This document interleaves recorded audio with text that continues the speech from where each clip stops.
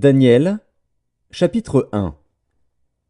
La troisième année du règne de Joachim, roi de Juda, Nebuchadnezzar, roi de Babylone, marcha contre Jérusalem et l'assiégea. Le Seigneur livra entre ses mains Joachim, roi de Juda, et une partie des ustensiles de la maison de Dieu. Nebuchadnezzar emporta les ustensiles au pays de Shinéar, dans la maison de son Dieu. Il les mit dans la maison du trésor de son Dieu. Le roi donna l'ordre à Akpénaz, chef de ses eunuques, d'amener quelques-uns des enfants d'Israël de race royale ou de famille noble, de jeunes garçons sans défaut corporel, beaux de figure, doués de sagesse, d'intelligence et d'instruction, capables de servir dans le palais du roi, et à qui l'on enseignerait les lettres et la langue des Chaldéens.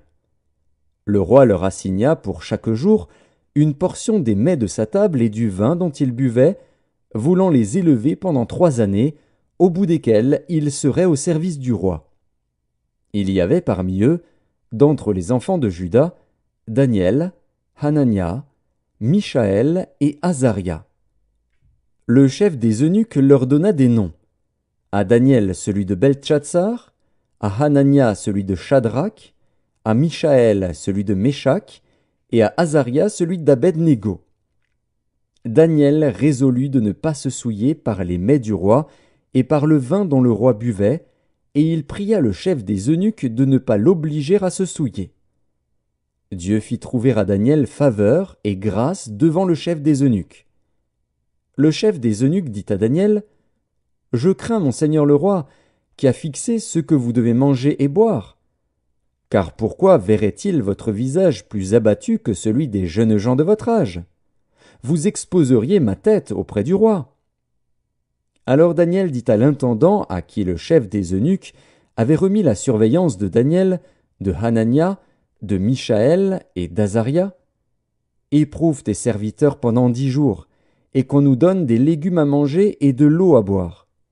Tu regarderas ensuite notre visage et celui des jeunes gens qui mangent les mets du roi, et tu agiras avec tes serviteurs d'après ce que tu auras vu. » Il leur accorda ce qu'ils demandaient, et les éprouva pendant 10 jours.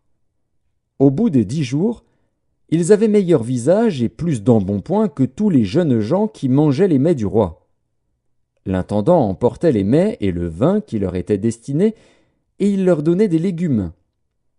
Dieu accorda à ces 4 jeunes gens de la science, de l'intelligence dans toutes les lettres et de la sagesse. Et Daniel expliquait toutes les visions et tous les songes.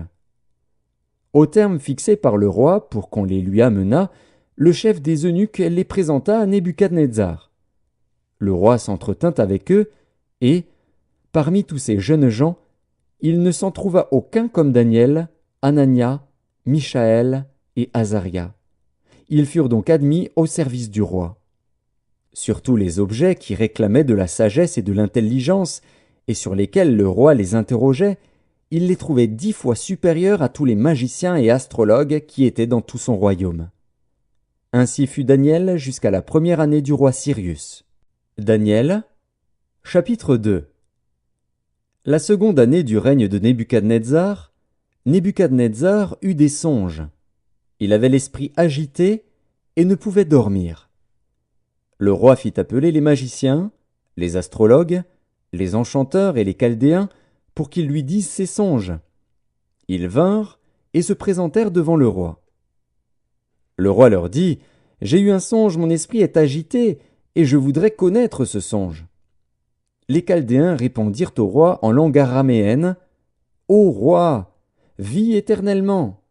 Dis le songe à tes serviteurs, et nous en donnerons l'explication. » Le roi reprit la parole et dit aux Chaldéens : « La chose m'a échappé.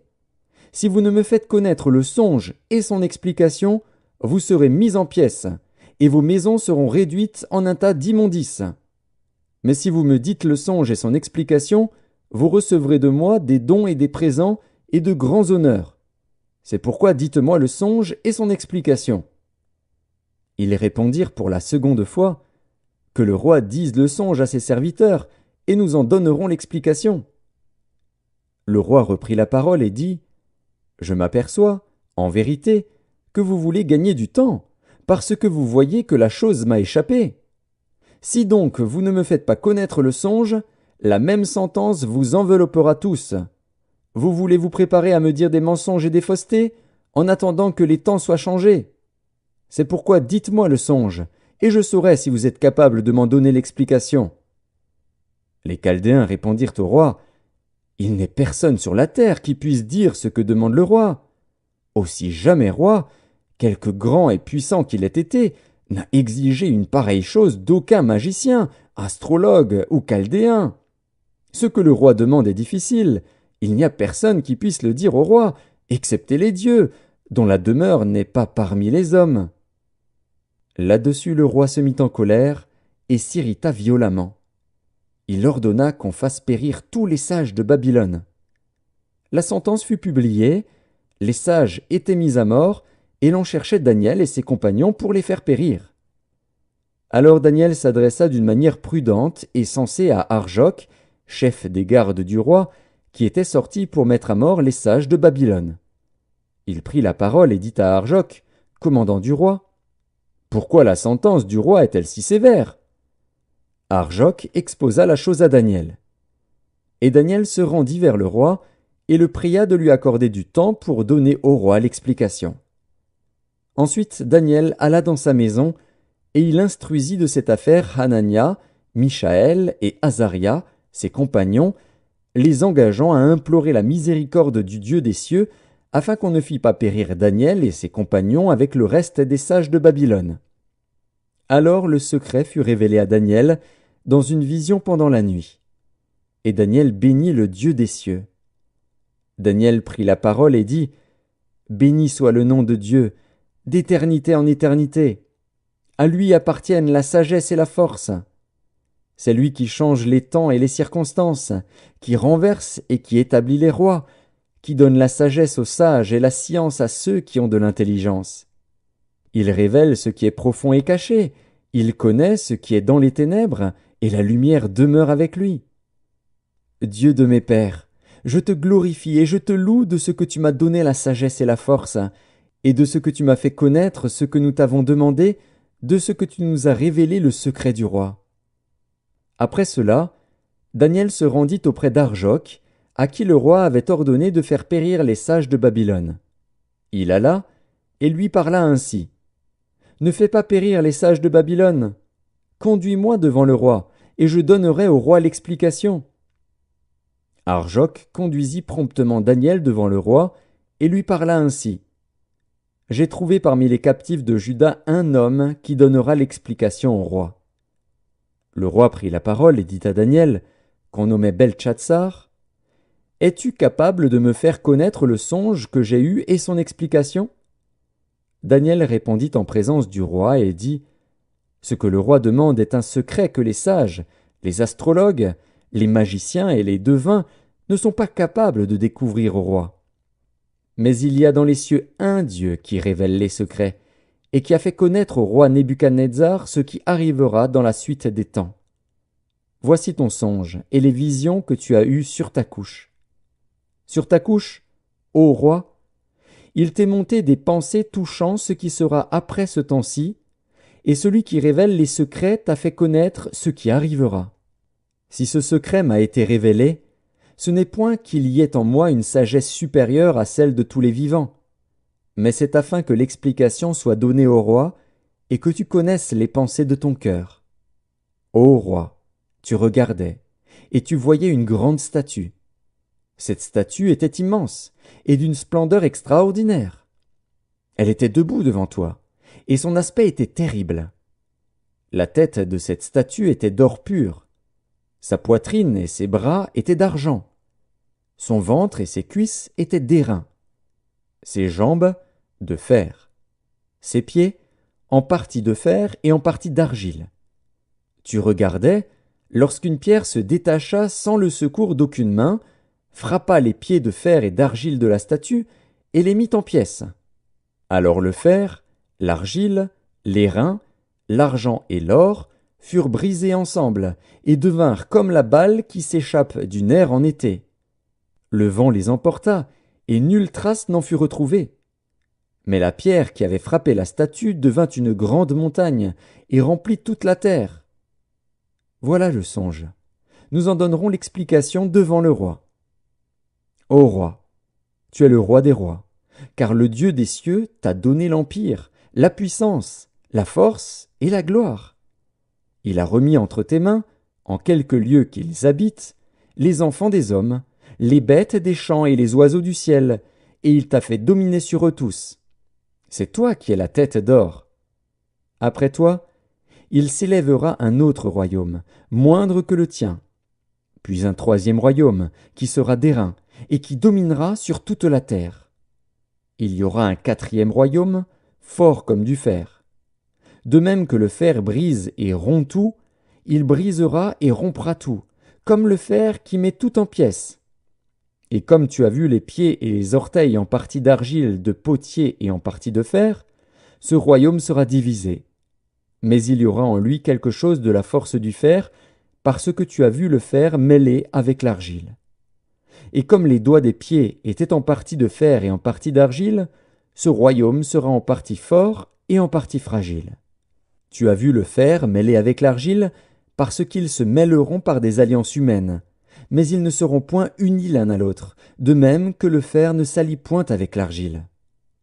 Dans le temps de ces rois, le Dieu des cieux suscitera un royaume qui ne sera jamais détruit, et qui ne passera point sous la domination d'un autre peuple. Il brisera et anéantira tous ces royaumes-là, et lui-même subsistera éternellement. C'est ce qu'indique la pierre que tu as vue se détacher de la montagne sans le secours d'aucune main, et qui a brisé le fer, l'airain, l'argile, l'argent et l'or. Le grand Dieu a fait connaître au roi ce qui doit arriver après cela. Le songe est véritable, et son explication est certaine. Alors le roi Nebuchadnezzar tomba sur sa face, et se prosterna devant Daniel, et il ordonna qu'on lui offrît des sacrifices et des parfums. Le roi adressa la parole à Daniel et dit, « En vérité, votre Dieu est le Dieu des dieux et le Seigneur des rois, et il révèle les secrets, puisque tu as pu découvrir ce secret. » Ensuite le roi éleva Daniel, et lui fit de nombreux et riches présents. Il lui donna le commandement de toute la province de Babylone, et l'établit chef suprême de tous les sages de Babylone. Daniel pria le roi de remettre l'intendance de la province de Babylone à Shadrach, Meshach et Abed-Négo. Et Daniel était à la cour du roi. Daniel, chapitre 3. Le roi Nebuchadnezzar fit une statue d'or, haute de 60 coudées et large de 6 coudées. Il la dressa dans la vallée de Dura, dans la province de Babylone. Le roi Nebuchadnezzar fit convoquer les satrapes, les intendants et les gouverneurs, les grands juges, les trésoriers, les jurisconsuls, les juges et tous les magistrats des provinces, pour qu'ils se rendissent à la dédicace de la statue qu'avait élevée le roi Nebuchadnezzar. Alors les satrapes, les intendants et les gouverneurs, les grands juges, les trésoriers, les jurisconsuls, les juges et tous les magistrats des provinces s'assemblèrent pour la dédicace de la statue qu'avait élevée le roi Nebuchadnezzar.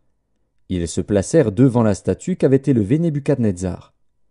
Un héros cria à haute voix, « Voici ce qu'on vous ordonne, peuple, nation, hommes de toute langue. Au moment où vous entendrez le son de la trompette, du chalumeau, de la guitare, de la sambuc, du psalterion, de la cornemuse et de toutes sortes d'instruments de musique, vous vous prosternerez et vous adorerez la statue d'or qu'a élevée le roi Nebuchadnezzar. Quiconque ne se prosternera pas et n'adorera pas sera jeté à l'instant même au milieu d'une fournaise ardente. C'est pourquoi, au moment où tous les peuples entendirent le son de la trompette, du chalumeau, de la guitare, de la sambuc, du psalterion et de toutes sortes d'instruments de musique, tous les peuples, les nations, les hommes de toute langue se prosternèrent et adorèrent la statue d'or qu'avait élevée le roi Nebuchadnezzar. À cette occasion, et dans le même temps, quelques Chaldéens s'approchèrent et accusèrent les Juifs. Ils prirent la parole et dirent au roi Nebuchadnezzar, « Ô roi, vis éternellement! Tu as donné un ordre d'après lequel tous ceux qui entendraient le son de la trompette, du chalumeau, de la guitare, de la sambuc, du psalterion, de la cornemuse et de toutes sortes d'instruments devraient se prosterner et adorer la statue d'or, et d'après lequel quiconque ne se prosternerait pas et n'adorerait pas serait jeté au milieu d'une fournaise ardente. Or, il y a des Juifs à qui tu as remis l'intendance de la province de Babylone, Shadrach, Meshach et Abednego, hommes qui ne tiennent aucun compte de toi, ô roi. Ils ne servent pas tes dieux, et ils n'adorent point la statue d'or que tu as élevée. Alors Nebuchadnezzar, irrité et furieux, donna l'ordre qu'on amenât Shadrach, Meshach et Abednego. Et ces hommes furent amenés devant le roi. Nebuchadnezzar prit la parole et leur dit : Est-ce de propos délibérés, Shadrach, Meshach et Abednego, que vous ne servez pas mes dieux et que vous n'adorez pas la statue d'or que j'ai élevée ? Maintenant tenez-vous prêts, et au moment où vous entendrez le son de la trompette, du chalumeau, de la guitare, de la sambuc, du psalterion, de la cornemuse et de toutes sortes d'instruments, vous vous prosternerez et vous adorerez la statue que j'ai faite. Si vous ne l'adorez pas, vous serez jetés à l'instant même au milieu d'une fournaise ardente. Et quel est le Dieu qui vous délivrera de ma main ? Shadrach, Meshach et Abednego répliquèrent au roi Nebuchadnezzar : Nous n'avons pas besoin de te répondre là-dessus. Voici, notre Dieu que nous servons peut nous délivrer de la fournaise ardente, et il nous délivrera de ta main, ô roi. Sinon, sache, ô roi, que nous ne servirons pas tes dieux, et que nous n'adorerons pas la statue d'or que tu as élevée. Sur quoi Nebuchadnezzar fut rempli de fureur, et il changea de visage en tournant ses regards contre Shadrach, Meshach et Abednego. Il reprit la parole et ordonna de chauffer la fournaise 7 fois plus qu'il ne convenait de la chauffer. Puis il commanda à quelques-uns des plus vigoureux soldats de son armée de lier Shadrach, Meshach et Abednego et de les jeter dans la fournaise ardente. Ces hommes furent liés avec leurs caleçons, leurs tuniques, leurs manteaux et leurs autres vêtements, et jetés au milieu de la fournaise ardente. Comme l'ordre du roi était sévère, et que la fournaise était extraordinairement chauffée, la flamme tua les hommes qui y avaient jeté Shadrach, Meshach et Abednego. Et ces 3 hommes, Shadrach, Meshach et Abednego, tombèrent liés au milieu de la fournaise ardente. Alors le roi Nebuchadnezzar fut effrayé, et se leva précipitamment. Il prit la parole, et dit à ses conseillers : N'avons-nous pas jeté au milieu du feu 3 hommes liés ? Ils répondirent au roi : Certainement, ô roi. Il reprit et dit : Eh bien, je vois 4 hommes sans lien, qui marchent au milieu du feu, et qui n'ont point de mal. Et la figure du 4e ressemble à celle d'un fils des dieux. Ensuite Nebuchadnezzar s'approcha de l'entrée de la fournaise ardente, et prenant la parole, il dit : Shadrach, Meshach et Abednego, serviteurs du Dieu suprême, sortez et venez.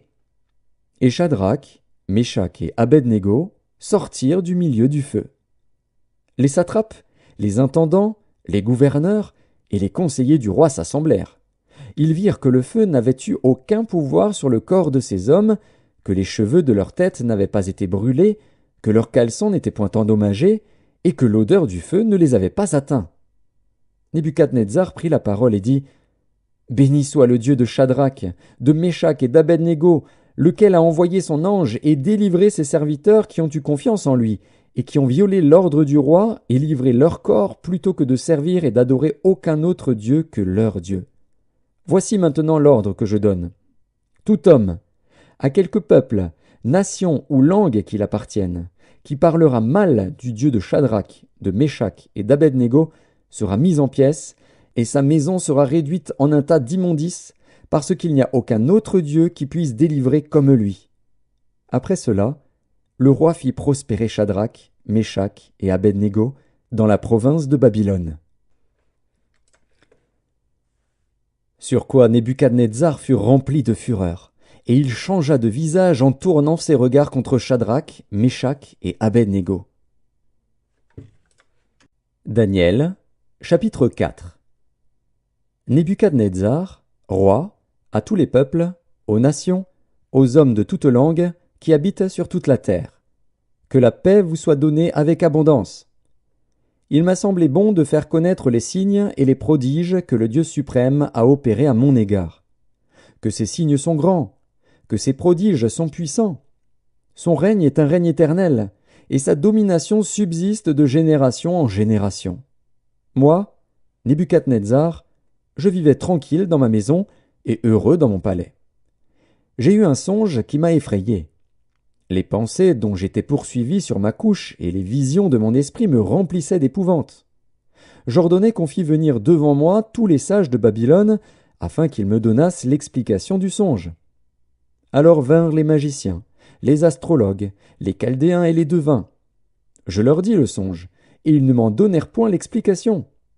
En dernier lieu, se présenta devant moi Daniel, nommé Beltchatsar d'après le nom de mon Dieu, et qui a en lui l'esprit des dieux saints. Je lui dis le songe. Beltchatsar, chef des magiciens, qui a en toi, je le sais, l'esprit des dieux saints, et pour qui aucun secret n'est difficile, donne-moi l'explication des visions que j'ai eues en songe. Voici les visions de mon esprit, pendant que j'étais sur ma couche. Je regardais, et voici, il y avait au milieu de la terre un arbre d'une grande hauteur. Cet arbre était devenu grand et fort. Sa cime s'élevait jusqu'aux cieux, et on le voyait des extrémités de toute la terre. Son feuillage était beau, et ses fruits abondants. Il portait de la nourriture pour tous. Les bêtes des champs s'abritaient sous son ombre, les oiseaux du ciel faisaient leur demeure parmi ses branches, et tout être vivant tirait de lui sa nourriture. Dans les visions de mon esprit, que j'avais sur ma couche, je regardais, et voici, un de ceux qui veillent et qui sont saints descendit des cieux. Il cria avec force et parla ainsi. Abattez l'arbre, et coupez ses branches, secouez le feuillage, et dispersez les fruits. Que les bêtes fuient de dessous, et les oiseaux du milieu de ses branches. Mais laissez en terre le tronc où se trouvent les racines, et liez-le avec des chaînes de fer et d'airain parmi l'herbe des champs, qu'il soit trempé de la rosée du ciel, et qu'il ait, comme les bêtes, l'herbe de la terre pour partage. Son cœur d'homme lui sera ôté, et un cœur de bête lui sera donné, et 7 ans passeront sur lui. Cette sentence est un décret de ceux qui veillent, cette résolution est un ordre des saints, afin que les vivants sachent que le Très-Haut domine sur le règne des hommes, qu'il le donne à qui il lui plaît, et qu'il y élève le plus vil des hommes.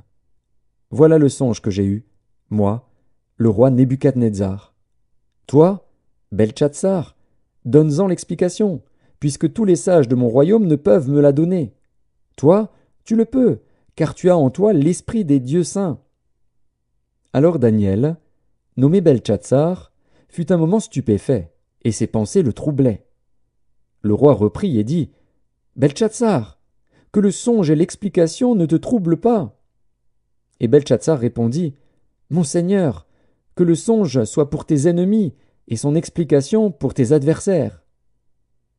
L'arbre que tu as vu, qui était devenu grand et fort, dont la cime s'élevait jusqu'aux cieux, et qu'on voyait de tous les points de la terre, cet arbre, dont le feuillage était beau et les fruits abondants, qui portait de la nourriture pour tous, sous lequel s'abritaient les bêtes des champs, et parmi les branches duquel les oiseaux du ciel faisaient leur demeure, c'est toi, ô roi, qui es devenu grand et fort, dont la grandeur s'est accrue et s'est élevée jusqu'aux cieux, et dont la domination s'étend jusqu'aux extrémités de la terre.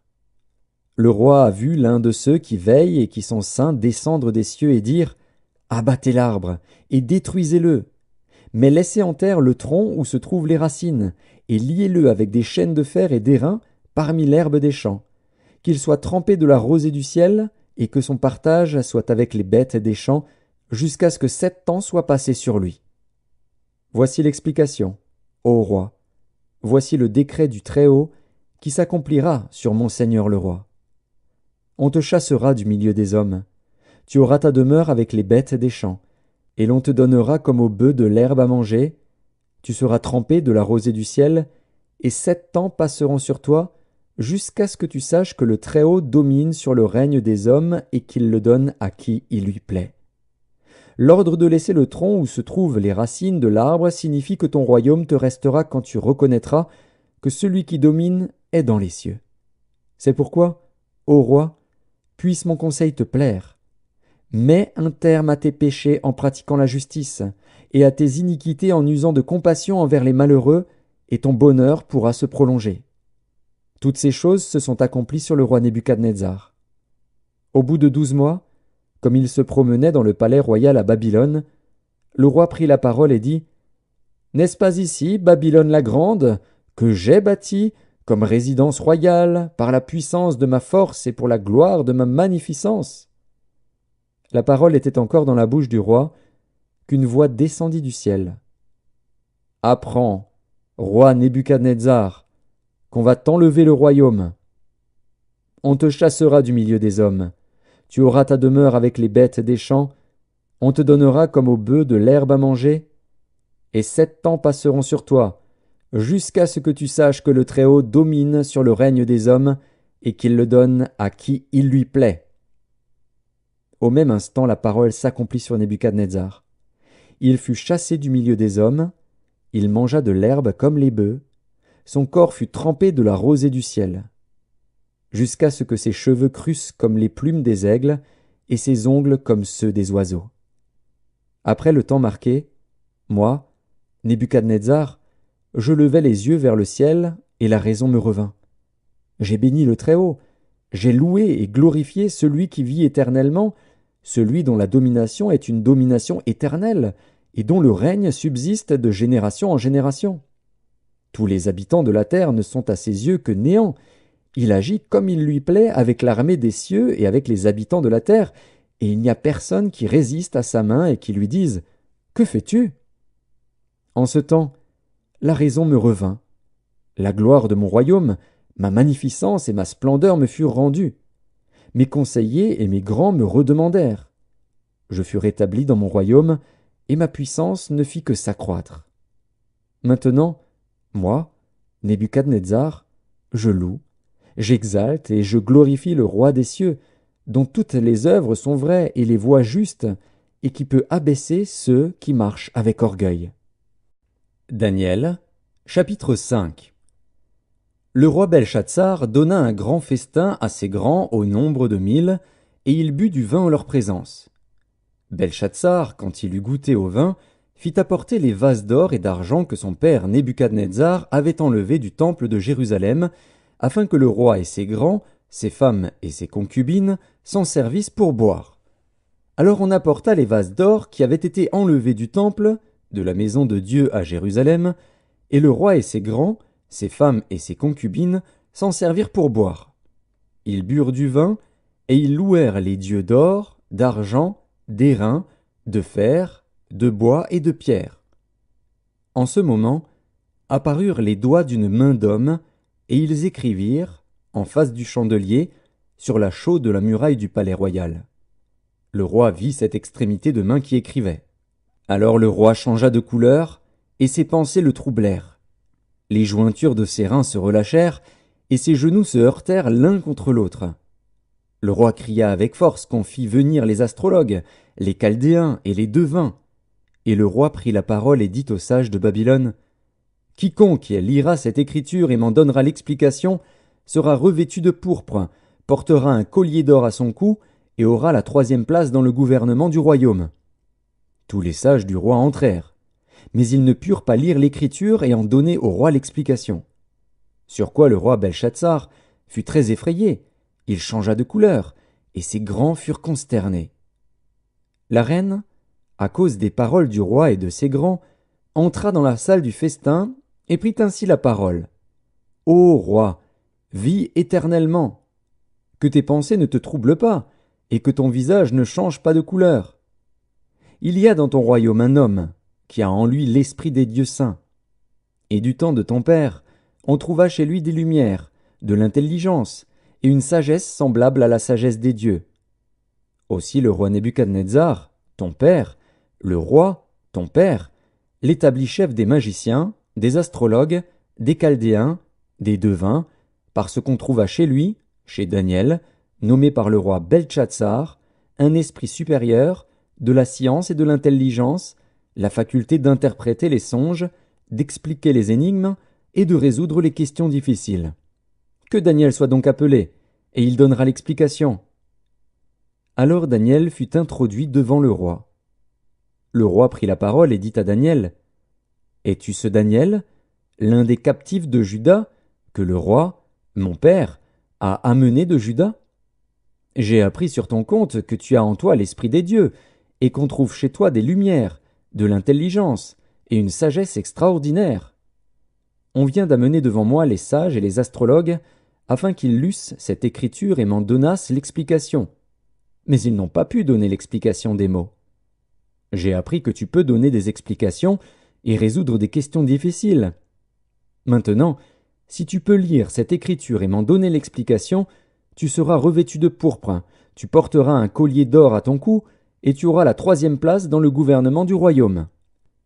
Daniel répondit en présence du roi, « Garde tes dons, et accorde à un autre tes présents. Je lirai néanmoins l'écriture au roi, et je lui en donnerai l'explication. Ô roi, le Dieu suprême avait donné à Nebuchadnezzar, ton père, l'empire, la grandeur, la gloire et la magnificence. Et à cause de la grandeur qu'il lui avait donnée, tous les peuples, les nations, les hommes de toute langue étaient dans la crainte et tremblaient devant lui. Le roi faisait mourir ceux qu'il voulait, et il laissait la vie à ceux qu'il voulait.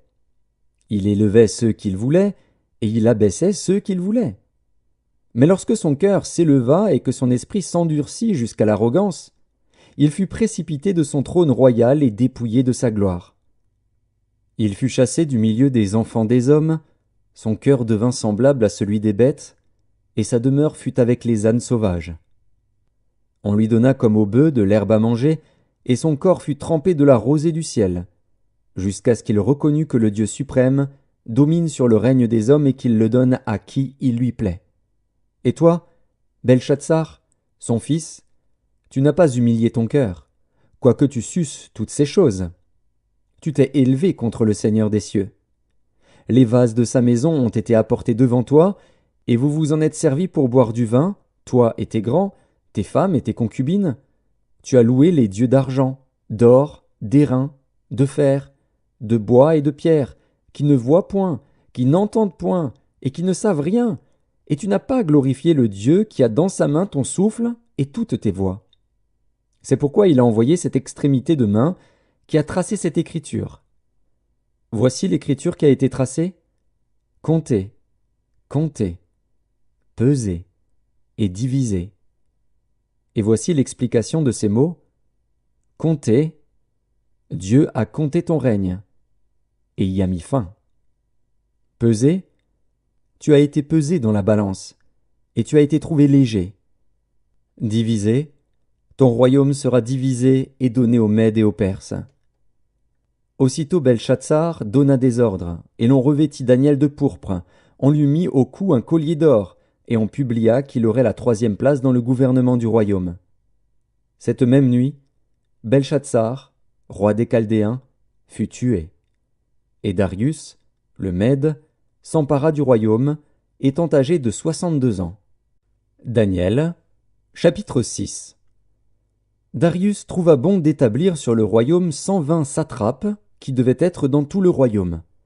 Il mit à leur tête 3 chefs, au nombre desquels était Daniel, afin que ces satrapes leur rendissent compte, et que le roi ne souffrît aucun dommage. Daniel surpassait les chefs et les satrapes, parce qu'il y avait en lui un esprit supérieur. Et le roi pensait à l'établir sur tout le royaume. Alors les chefs et les satrapes cherchèrent une occasion d'accuser Daniel en ce qui concernait les affaires du royaume. Mais ils ne purent trouver aucune occasion, ni aucune chose à reprendre, parce qu'il était fidèle, et qu'on n'apercevait chez lui ni faute, ni rien de mauvais. Et ces hommes dirent, « Nous ne trouverons aucune occasion contre ce Daniel, à moins que nous n'en trouvions une dans la loi de son Dieu. » Puis ces chefs et ces satrapes se rendirent tumultueusement auprès du roi, et lui parlèrent ainsi. « Roi Darius, vis éternellement. » Tous les chefs du royaume, les intendants, les satrapes, les conseillers et les gouverneurs sont d'avis qu'il soit publié un édit royal avec une défense sévère, portant que quiconque, dans l'espace de 30 jours, adressera des prières à quelque dieu ou à quelque homme, excepté à toi, ô roi, sera jeté dans la fosse aux lions. Maintenant, ô roi, confirme la défense et écris le décret, afin qu'il soit irrévocable, selon la loi des Mèdes et des Perses, qui est immuable. Là-dessus, le roi Darius écrivit le décret et la défense. Lorsque Daniel sut que le décret était écrit, il se retira dans sa maison, où les fenêtres de la chambre supérieure étaient ouvertes dans la direction de Jérusalem. Et 3 fois le jour il se mettait à genoux, il priait, et il louait son Dieu, comme il le faisait auparavant. Alors ces hommes entrèrent tumultueusement, et ils trouvèrent Daniel qui priait et invoquait son Dieu. Puis ils se présentèrent devant le roi, et lui dirent au sujet de la défense royale, « N'as-tu pas écrit une défense portant que quiconque dans l'espace de 30 jours adresserait des prières à quelque dieu ou à quelque homme, excepté à toi, ô roi, serait jeté dans la fosse aux lions ?» Le roi répondit, « La chose est certaine, selon la loi des Mèdes et des Perses, qui est immuable. » Ils prirent de nouveau la parole et dirent au roi, « Daniel, l'un des captifs de Juda, n'a tenu aucun compte de toi, ô roi, ni de la défense que tu as écrite, et il fait sa prière 3 fois le jour. » Le roi fut très affligé quand il entendit cela. Il prit à cœur de délivrer Daniel, et jusqu'au coucher du soleil il s'efforça de le sauver. Mais ces hommes insistèrent auprès du roi, et lui dirent, « Sache, ô roi, que la loi des Mèdes et des Perses exige que toute défense ou tout décret confirmé par le roi soit irrévocable. » Alors le roi donna l'ordre qu'on amena Daniel, et qu'on le jeta dans la fosse aux lions. Le roi prit la parole et dit à Daniel, « Puisse ton Dieu, que tu sers avec persévérance, te délivrer. » On apporta une pierre, et on la mit sur l'ouverture de la fosse. Le roi la scella de son anneau et de l'anneau de ses grands, afin que rien ne fût changé à l'égard de Daniel. Le roi se rendit ensuite dans son palais. Il passa la nuit à jeun, il ne fit point venir de concubine auprès de lui, et il ne put se livrer au sommeil. Le roi se leva au point du jour, avec l'aurore, et il alla précipitamment à la fosse aux lions. En s'approchant de la fosse, il appela Daniel d'une voix triste. Le roi prit la parole et dit à Daniel, « Daniel, serviteur du Dieu vivant, ton Dieu, que tu sers avec persévérance, a-t-il pu te délivrer des lions ?» Et Daniel dit au roi, « Roi, vis éternellement! Mon Dieu a envoyé son ange et fermé la gueule des lions, qui ne m'ont fait aucun mal, parce que j'ai été trouvé innocent devant lui. Et devant toi non plus, ô roi, je n'ai rien fait de mauvais. » Alors le roi fut très joyeux, et il ordonna qu'on fît sortir Daniel de la fosse. Daniel fut retiré de la fosse, et on ne trouva sur lui aucune blessure, parce qu'il avait eu confiance en son Dieu. Le roi ordonna que ces hommes qui avaient accusé Daniel fussent amenés et jetés dans la fosse aux lions, eux, leurs enfants et leurs femmes. Et avant qu'ils fussent parvenus au fond de la fosse, les lions les saisirent et brisèrent tous leurs os. Après cela, le roi Darius écrivit à tous les peuples, à toutes les nations, aux hommes de toute langue, qui habitaient sur toute la terre, « Que la paix vous soit donnée avec abondance. J'ordonne que, dans toute l'étendue de mon royaume, on ait de la crainte et de la frayeur pour le Dieu de Daniel, car il est le Dieu vivant, et il subsiste éternellement, son royaume ne sera jamais détruit, et sa domination durera jusqu'à la fin. C'est lui qui délivre et qui sauve, qui opère des signes et des prodiges dans les cieux et sur la terre. C'est lui qui a délivré Daniel de la puissance des lions. » Daniel prospéra sous le règne de Darius et sous le règne de Cyrus, le Perse. Daniel, chapitre 7. La première année de Belshazzar, roi de Babylone, Daniel eut un songe et des visions se présentèrent à son esprit pendant qu'il était sur sa couche. Ensuite il écrivit le songe et raconta les principales choses. Daniel commença et dit, « Je regardais pendant ma vision nocturne, et voici, les 4 vents des cieux firent irruption sur la grande mer. Et 4 grands animaux sortirent de la mer, différents les uns des autres. Le premier était semblable à un lion, et avait des ailes d'aigle. Je regardais, jusqu'au moment où ses ailes furent arrachées.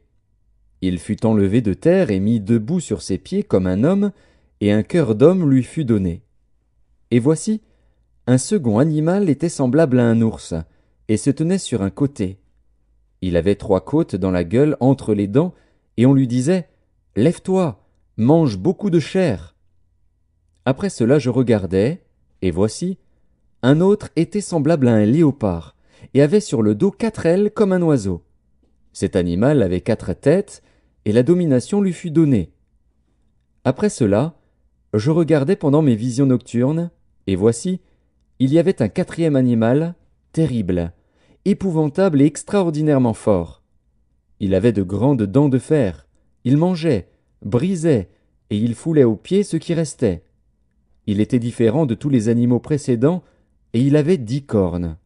Je considérais les cornes, et voici, une autre petite corne sortit du milieu d'elle, et 3 des premières cornes furent arrachées devant cette corne. Et voici, elle avait des yeux comme des yeux d'homme, et une bouche qui parlait avec arrogance. Je regardais, pendant que l'on plaçait des trônes. Et l'Ancien des jours s'assit. Son vêtement était blanc comme la neige, et les cheveux de sa tête étaient comme de la laine pure. Son trône était comme des flammes de feu, et les roues comme un feu ardent. Un fleuve de feu coulait et sortait de devant lui. 1000 milliers le servaient, et 10 000 millions se tenaient en sa présence. Les juges s'assirent, et les livres furent ouverts. Je regardais alors, à cause des paroles arrogantes que prononçait la corne. Et tandis que je regardais, l'animal fut tué, et son corps fut anéanti, livré au feu pour être brûlé. Les autres animaux furent dépouillés de leur puissance, mais une prolongation de vie leur fut accordée jusqu'à un certain temps. Je regardais pendant mes visions nocturnes, et voici, sur les nuées des cieux arriva quelqu'un de semblable à un fils de l'homme. Il s'avança vers l'Ancien des jours, et on le fit approcher de lui. On lui donna la domination, la gloire et le règne. Et tous les peuples, les nations, et les hommes de toute langue le servirent. Sa domination est une domination éternelle qui ne passera point, et son règne ne sera jamais détruit.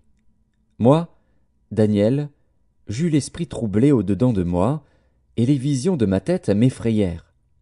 Je m'approchai de l'un de ceux qui étaient là, et je lui demandai ce qu'il y avait de vrai dans toutes ces choses.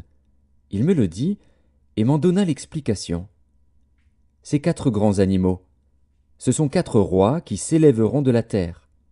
Mais les saints du Très-Haut recevront le royaume, et ils posséderont le royaume éternellement, d'éternité en éternité. Ensuite, je désirais savoir la vérité sur le 4e animal, qui était différent de tous les autres, extrêmement terrible, qui avait des dents de fer et des ongles d'airain, qui mangeait, brisait, et foulait aux pieds ce qu'il restait. Et sur les 10 cornes qu'il avait à la tête, et sur l'autre qui était sortie et devant laquelle 3 étaient tombés, sur cette corne qui avait des yeux, une bouche parlant avec arrogance, et une plus grande apparence que les autres. Je vis cette corne faire la guerre aux saints, et l'emporter sur eux, jusqu'au moment où l'Ancien des jours vint donner droit aux saints du Très-Haut, et le temps arriva où les saints furent en possession du royaume. Il me parla ainsi. Le 4e animal, c'est un 4e royaume qui existera sur la terre, différent de tous les royaumes, et qui dévorera toute la terre, la foulera et la brisera. Les 10 cornes, ce sont 10 rois qui s'élèveront de ce royaume. Un autre s'élèvera après eux, il sera différent des premiers, et il abaissera 3 rois. Il prononcera des paroles contre le Très-Haut, il opprimera les saints du Très-Haut, et il espérera changer les temps et la loi. Et les saints seront livrés entre ses mains pendant un temps, des temps et la moitié d'un temps. Puis viendra le jugement, et on lui ôtera sa domination, qui sera détruite et anéantie pour jamais.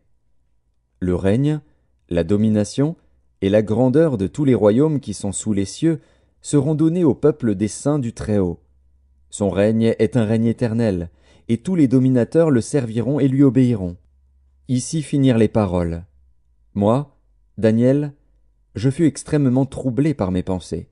Je changeais de couleur, et je conservais ces paroles dans mon cœur. Daniel, chapitre 8. La 3e année du règne du roi Beltchatsar, moi, Daniel, j'eus une vision, outre celle que j'avais eue précédemment. Lorsque j'eus cette vision, il me sembla que j'étais à Suse, la capitale, dans la province d'Élam.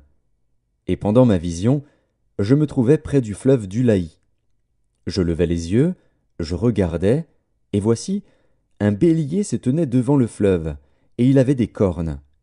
Ces cornes étaient hautes, mais l'une était plus haute que l'autre, et elle s'éleva la dernière. Je vis le bélier qui frappait de ses cornes à l'Occident, au septentrion et au midi. Aucun animal ne pouvait lui résister, et il n'y avait personne pour délivrer ses victimes.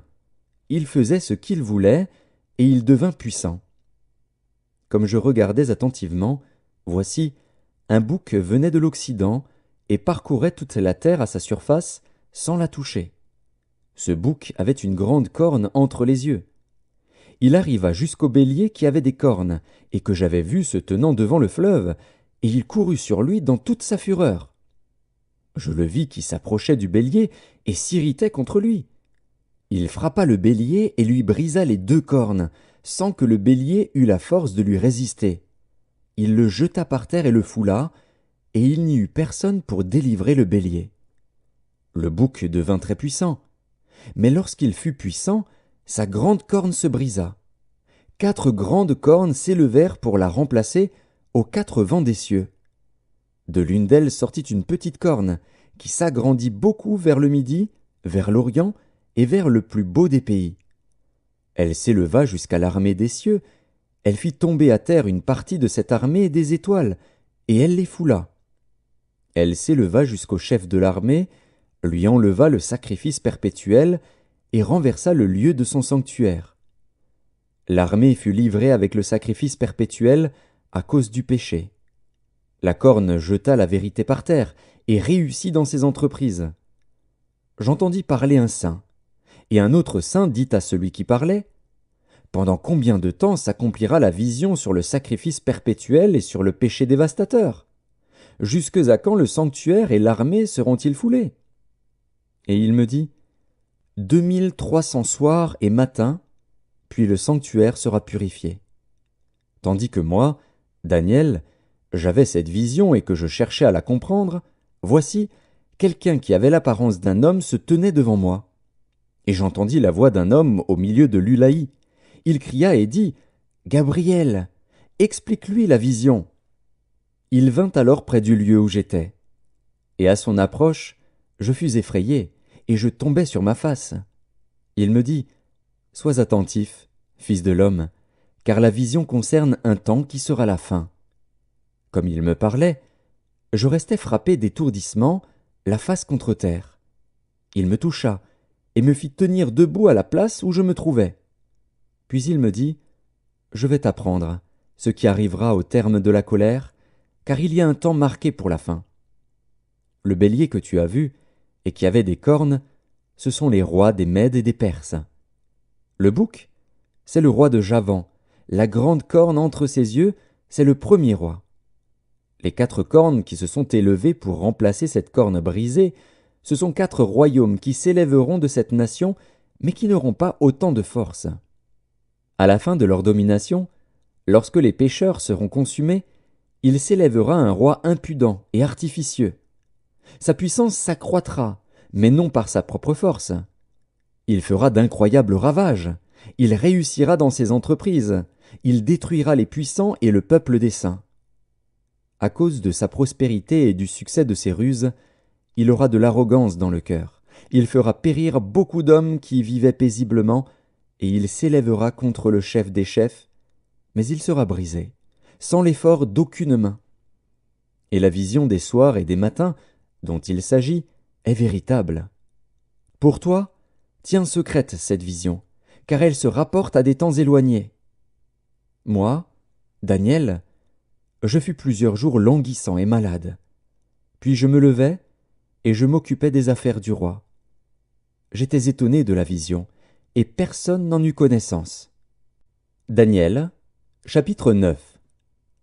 La première année de Darius, fils d'Assuérus, de la race des Mèdes, lequel était devenu roi du royaume des Chaldéens, la première année de son règne, moi, Daniel, je vis par les livres qu'il devait s'écouler 70 ans pour les ruines de Jérusalem, d'après le nombre des années dont l'Éternel avait parlé à Jérémie, le prophète. Je tournai ma face vers le Seigneur Dieu, afin de recourir à la prière et aux supplications, en jeûnant et en prenant le sac et la cendre. Je priai l'Éternel, mon Dieu, et je lui fis cette confession. Seigneur, Dieu grand et redoutable, toi qui gardes ton alliance et qui fais miséricorde à ceux qui t'aiment et qui observent tes commandements. Nous avons péché. Nous avons commis l'iniquité. Nous avons été méchants et rebelles. Nous nous sommes détournés de tes commandements et de tes ordonnances. Nous n'avons pas écouté tes serviteurs, les prophètes, qui ont parlé en ton nom à nos rois, à nos chefs, à nos pères et à tout le peuple du pays. À toi, Seigneur, est la justice, et à nous la confusion de face, en ce jour, aux hommes de Juda, aux habitants de Jérusalem, et à tout Israël, à ceux qui sont près et à ceux qui sont loin, dans tous les pays où tu les as chassés à cause des infidélités dont ils se sont rendus coupables envers toi. Seigneur, à nous la confusion de face, à nos rois, à nos chefs et à nos pères, parce que nous avons péché contre toi. Auprès du Seigneur, notre Dieu, la miséricorde et le pardon, car nous avons été rebelles envers lui. Nous n'avons pas écouté la voix de l'Éternel, notre Dieu, pour suivre ses lois qu'il avait mises devant nous par ses serviteurs, les prophètes. Tout Israël a transgressé ta loi, et s'est détourné pour ne pas écouter ta voix. Alors se sont répandues sur nous les malédictions et les imprécations qui sont écrites dans la loi de Moïse, serviteur de Dieu, parce que nous avons péché contre Dieu. Il a accompli les paroles qu'il avait prononcées contre nous et contre nos chefs qui nous ont gouvernés. Il a fait venir sur nous une grande calamité, et il n'en est jamais arrivé sous le ciel entier une semblable à celle qui est arrivée à Jérusalem. Comme cela est écrit dans la loi de Moïse, toute cette calamité est venue sur nous, et nous n'avons pas imploré l'Éternel, notre Dieu. Nous ne nous sommes pas détournés de nos iniquités, nous n'avons pas été attentifs à ta vérité. L'Éternel a veillé sur cette calamité et l'a fait venir sur nous. Car l'Éternel, notre Dieu, est juste dans toutes les choses qu'il a faites, mais nous n'avons pas écouté sa voix. Et maintenant, Seigneur, notre Dieu, toi qui as fait sortir ton peuple du pays d'Égypte par ta main puissante, et qui t'es fait un nom comme il l'est aujourd'hui, nous avons péché, nous avons commis l'iniquité. Seigneur, selon ta grande miséricorde, que ta colère et ta fureur se détournent de ta ville de Jérusalem, de ta montagne sainte. Car, à cause de nos péchés et des iniquités de nos pères, Jérusalem et ton peuple sont en opprobre à tous ceux qui nous entourent. Maintenant donc, ô notre Dieu, écoute la prière et les supplications de ton serviteur, et, pour l'amour du Seigneur, fais briller ta face sur ton sanctuaire dévasté. Mon Dieu, prête l'oreille et écoute. Ouvre les yeux et regarde nos ruines, regarde la ville sur laquelle ton nom est invoqué. Car ce n'est pas à cause de notre justice que nous te présentons nos supplications, c'est à cause de tes grandes compassions. Seigneur, écoute. Seigneur, pardonne. Seigneur, sois attentif. Agis et ne tarde pas, par amour pour toi, ô mon Dieu. Car ton nom est invoqué sur ta ville et sur ton peuple. Je parlais encore, je priais, je confessais mon péché et le péché de mon peuple d'Israël, et je présentais mes supplications à l'Éternel, mon Dieu, en faveur de la sainte montagne de mon Dieu. Je parlais encore dans ma prière, quand l'homme, Gabriel, que j'avais vu précédemment dans une vision, s'approcha de moi d'un vol rapide, au moment de l'offrande du soir. Il m'instruisit, et s'entretint avec moi. Il me dit, « Daniel, je suis venu maintenant pour ouvrir ton intelligence. Lorsque tu as commencé à prier, la parole est sortie, et je viens pour te l'annoncer. Car tu es un bien-aimé. Sois attentif à la parole, et comprends la vision. 70 semaines ont été fixées sur ton peuple et sur ta ville sainte, pour faire cesser les transgressions et mettre fin au péché, pour expier l'iniquité et amener la justice éternelle, pour sceller la vision et le prophète, et pour oindre le Saint des saints. Sache-le donc, et comprends. Depuis le moment où la parole a annoncé que Jérusalem sera rebâtie jusqu'à loin, au conducteur, il y a 7 semaines et 62 semaines, les places et les fossés seront rétablis, mais en des temps fâcheux. Après les 62 semaines, un oint sera retranché, et il n'aura pas de successeur. Le peuple d'un chef qui viendra détruira la ville et le sanctuaire, et sa fin arrivera comme par une inondation. Il est arrêté que les dévastations dureront jusqu'au terme de la guerre. Il fera une solide alliance avec plusieurs pour une semaine, et durant la moitié de la semaine il fera cesser le sacrifice et l'offrande. Le dévastateur commettra les choses les plus abominables, jusqu'à ce que la ruine et ce qui a été résolu fondent sur le dévastateur. Daniel, chapitre 10. La 3e année de Cyrus, roi de Perse, une parole fut révélée à Daniel, qu'on nommait Beltchatsar. Cette parole, qui est véritable, annonce une grande calamité. Il fut attentif à cette parole, et il eut l'intelligence de la vision.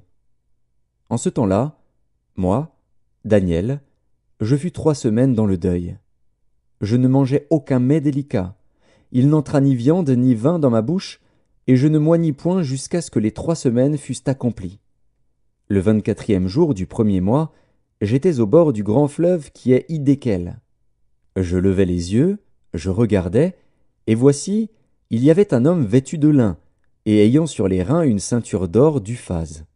Son corps était comme de chrysolite, son visage brillait comme l'éclair. Ses yeux étaient comme des flammes de feu, ses bras et ses pieds ressemblaient à de l'airain poli, et le son de sa voix était comme le bruit d'une multitude. Moi, Daniel, je vis seul la vision, et les hommes qui étaient avec moi ne la virent point, mais ils furent saisis d'une grande frayeur, et ils prirent la fuite pour se cacher. Je restai seul, et je vis cette grande vision. Les forces me manquèrent. Mon visage changea de couleur et fut décomposé, et je perdis toute vigueur. J'entendis le son de ses paroles. Et comme j'entendais le son de ses paroles, je tombai frappé d'étourdissement, la face contre terre.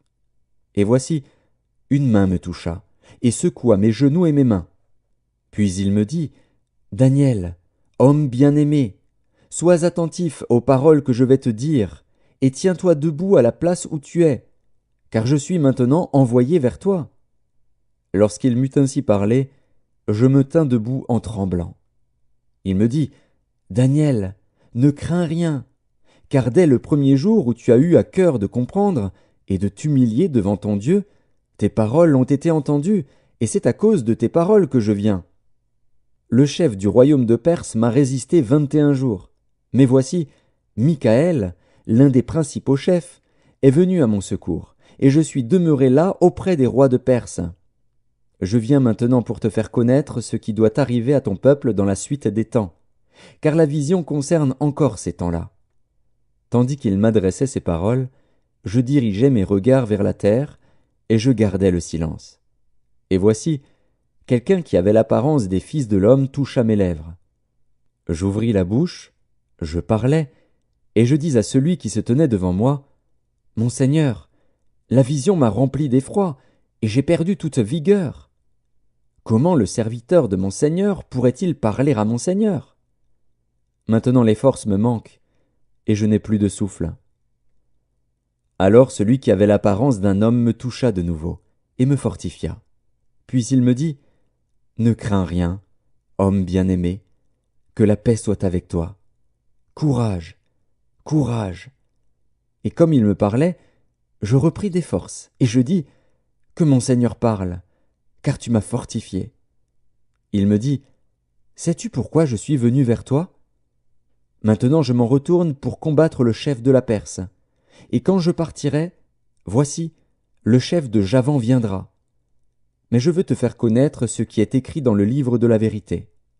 Personne ne m'aide contre cela, excepté Michaël, votre chef. » Daniel, chapitre 11. Et moi, la 1re année de Darius, le Mède, j'étais auprès de lui pour l'aider et le soutenir. Maintenant, je vais te faire connaître la vérité. Voici, il y aura encore 3 rois en Perse. Le 4e amassera plus de richesses que tous les autres. Et quand il sera puissant par ses richesses, il soulèvera tout contre le royaume de Javan. Mais il s'élèvera un vaillant roi, qui dominera avec une grande puissance et fera ce qu'il voudra. Et lorsqu'il se sera élevé, son royaume se brisera et sera divisé vers les 4 vents des cieux. Il n'appartiendra pas à ses descendants, et il ne sera pas aussi puissant qu'il l'était, car il sera déchiré, et il passera à d'autres qu'à eux. Le roi du Midi deviendra fort, mais un de ses chefs sera plus fort que lui et dominera. Sa domination sera puissante. Au bout de quelques années, ils s'allieront, et la fille du roi du Midi viendra vers le roi du Septentrion pour rétablir la concorde. Mais elle ne conservera pas la force de son bras, et il ne résistera pas, ni lui, ni son bras. Elle sera livrée avec ceux qui l'auront amenée, avec son père et avec celui qui aura été son soutien dans ce temps-là. Un rejeton de ses racines s'élèvera à sa place. Il viendra à l'armée, il entrera dans les forteresses du roi du Septentrion, il en disposera à son gré, et il se rendra puissant. Il enlèvera même et transportera en Égypte leurs dieux et leurs images de fonte, et leurs objets précieux d'argent et d'or. Puis il restera quelques années éloigné du roi du Septentrion. Et celui-ci marchera contre le royaume du roi du Midi, et reviendra dans son pays. Ses fils se mettront en campagne et rassembleront une multitude nombreuse de troupes. L'un d'eux s'avancera, se répandra comme un torrent, débordera, puis reviendra. Et ils pousseront les hostilités jusqu'à la forteresse du roi du Midi. Le roi du Midi s'irritera, il sortira et attaquera le roi du Septentrion. Il soulèvera une grande multitude, et les troupes du roi du Septentrion seront livrées entre ses mains. Cette multitude sera fière, et le cœur du roi s'enflera. Il fera tomber des milliers, mais il ne triomphera pas. Car le roi du Septentrion reviendra et rassemblera une multitude plus nombreuse que la première. Au bout de quelque temps, de quelques années, il se mettra en marche avec une grande armée et de grandes richesses. En ce temps-là, plusieurs s'élèveront contre le roi du Midi, et des hommes violents parmi ton peuple se révolteront pour accomplir la vision, et ils succomberont. Le roi du Septentrion s'avancera, il élèvera des terrasses, et s'emparera des villes fortes. Les troupes du Midi et l'élite du roi ne résisteront pas, elles manqueront de force pour résister. Celui qui marchera contre lui fera ce qu'il voudra, et personne ne lui résistera. Il s'arrêtera dans le plus beau des pays, exterminant ce qui tombera sous sa main. Il se proposera d'arriver avec toutes les forces de son royaume, et de conclure la paix avec le roi du Midi. Il lui donnera sa fille pour femme, dans l'intention d'amener sa ruine. Mais cela n'aura pas lieu, et ne lui réussira pas. Il tournera ses vues du côté des îles, et il en prendra plusieurs. Mais un chef mettra fin à l'opprobre qu'il voulait lui attirer, et le fera retomber sur lui. Il se dirigera ensuite vers les forteresses de son pays, et il chancellera, il tombera, et on ne le trouvera plus. Celui qui le remplacera fera venir un exacteur dans la plus belle partie du royaume, mais en quelques jours il sera brisé, et ce ne sera ni par la colère ni par la guerre. Un homme méprisé prendra sa place, sans être revêtu de la dignité royale. Il paraîtra au milieu de la paix, et s'emparera du royaume par l'intrigue. Les troupes qui se répandront comme un torrent seront submergées devant lui et anéanties, de même qu'un chef de l'alliance. Après qu'on se sera joint à lui, il usera de tromperie. Il se mettra en marche, et il aura le dessus avec peu de monde. Il entrera, au sein de la paix, dans les lieux les plus fertiles de la province. Il fera ce que n'avaient pas fait ses pères, ni les pères de ses pères. Il distribuera le butin, les dépouilles et les richesses. Il formera des projets contre les forteresses, et cela pendant un certain temps. À la tête d'une grande armée, il emploiera sa force et son ardeur contre le roi du Midi. Et le roi du Midi s'engagera dans la guerre avec une armée nombreuse et très puissante. Mais il ne résistera pas, car on méditera contre lui de mauvais desseins. Ceux qui mangeront des mets de sa table causeront sa perte. Ses troupes se répandront comme un torrent, et les morts tomberont en grand nombre. Les deux rois chercheront en leur cœur à faire le mal, et à la même table ils parleront avec fausseté. Mais cela ne réussira pas, car la fin n'arrivera qu'au temps marqué. Il retournera dans son pays avec de grandes richesses. Il sera dans son cœur hostile à l'Alliance sainte. Il agira contre elle, puis retournera dans son pays. À une époque fixée, il marchera de nouveau contre le Midi. Mais cette dernière fois, les choses ne se passeront pas comme précédemment. Des navires de Kittim s'avanceront contre lui. Découragé, il rebroussera. Puis, furieux contre l'Alliance sainte, il ne restera pas inactif. À son retour, il portera ses regards sur ceux qui auront abandonné l'Alliance sainte.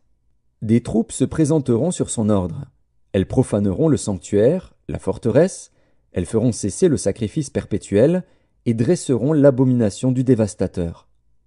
Il séduira par des flatteries les traîtres de l'alliance. Mais ceux du peuple qui connaîtront leur Dieu agiront avec fermeté, et les plus sages parmi eux donneront instruction à la multitude. Il en est qui succomberont pour un temps à l'épée et à la flamme, à la captivité et au pillage. Dans le temps où ils succomberont, ils seront un peu secourus, et plusieurs se joindront à eux par hypocrisie. Quelques-uns des hommes sages succomberont, afin qu'ils soient épurés, purifiés et blanchis, jusqu'au temps de la fin, car elle n'arrivera qu'au temps marqué. Le roi fera ce qu'il voudra. Il s'élèvera, il se glorifiera au-dessus de tous les dieux, et il dira des choses incroyables contre le Dieu des dieux. Il prospérera jusqu'à ce que la colère soit consommée, car ce qui est arrêté s'accomplira. Il n'aura égard ni au Dieu de ses pères, ni à la divinité qui fait les délices des femmes. Il n'aura égard à aucun Dieu, car il se glorifiera au-dessus de tous. Toutefois il honorera le Dieu des forteresses sur son piédestal. À ce Dieu, qui ne connaissait pas ses pères, il rendra des hommages avec de l'or et de l'argent, avec des pierres précieuses et des objets de prix. C'est avec le Dieu étranger qu'il agira contre les lieux fortifiés. Et il comblera d'honneur ceux qui le reconnaîtront, il les fera dominer sur plusieurs, il leur distribuera des terres pour récompense. Au temps de la fin, le roi du Midi se heurtera contre lui, et le roi du Septentrion fondera sur lui comme une tempête, avec des chars et des cavaliers, et avec de nombreux navires. Il s'avancera dans les terres, se répandra comme un torrent et débordera. Il entrera dans le plus beau des pays, et plusieurs succomberont. Mais Édom, Moab, et les principaux des enfants d'Ammon seront délivrés de sa main. Il étendra sa main sur divers pays, et le pays d'Égypte n'échappera point. Il se rendra maître des trésors d'or et d'argent, et de toutes les choses précieuses de l'Égypte. Les Libyens et les Éthiopiens seront à sa suite. Des nouvelles de l'Orient et du Septentrion viendront l'effrayer, et il partira avec une grande fureur pour détruire et exterminer des multitudes. Il dressera les tentes de son palais entre les mers, vers la glorieuse et sainte montagne, puis il arrivera à la fin, sans que personne lui soit en aide. Daniel, chapitre 12. En ce temps-là se lèvera Michaël, le grand chef, le défenseur des enfants de ton peuple. Et ce sera une époque de détresse, telle qu'il n'y en a point eu de semblable depuis que les nations existent jusqu'à cette époque. En ce temps-là, ceux de ton peuple qui seront trouvés inscrits dans le livre seront sauvés. Plusieurs de ceux qui dorment dans la poussière de la terre se réveilleront, les uns pour la vie éternelle, et les autres pour l'opprobre, pour la honte éternelle. Ceux qui auront été intelligents brilleront comme la splendeur du ciel, et ceux qui auront enseigné la justice à la multitude brilleront comme les étoiles, à toujours et à perpétuité. Toi, Daniel, tiens secrètes ces paroles, et scelle le livre jusqu'au temps de la fin. Plusieurs alors le liront, et la connaissance augmentera. Et moi, Daniel, je regardais, et voici, deux autres hommes se tenaient debout, l'un en deçà du bord du fleuve, et l'autre au-delà du bord du fleuve. L'un d'eux dit à l'homme vêtu de lin, qui se tenait au-dessus des eaux du fleuve, « Quand sera la fin de ces prodiges ?» Et j'entendis l'homme vêtu de lin, qui se tenait au-dessus des eaux du fleuve.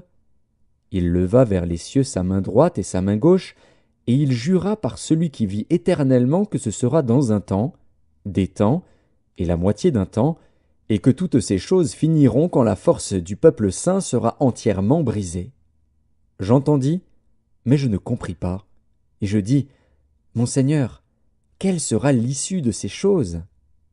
Il répondit, « Va, Daniel, car ces paroles seront tenues secrètes et scellées jusqu'au temps de la fin. Plusieurs seront purifiés, blanchis et épurés. Les méchants feront le mal et aucun des méchants ne comprendra, mais ceux qui auront de l'intelligence comprendront. Depuis le temps où cessera le sacrifice perpétuel et où sera dressée l'abomination du dévastateur, il y aura 1290 jours. Heureux celui qui attendra, et qui arrivera jusqu'aux 1335 jours. Et toi, marche vers ta fin. Tu te reposeras, et tu seras debout pour ton héritage à la fin des jours.